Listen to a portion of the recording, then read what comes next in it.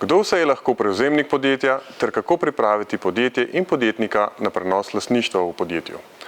Prva možnost, na katero podjetnik običajno pomisli, je prenos podjetja na družinske člane. Kaj pa, ko v družini zainteresiranega naslednika ni? Takrat je potrebno prevzemnika poiskati bodisi med zaposlenimi v podjetju ali pa na trgu, med sorodnimi ali konkurenčnimi podjetji.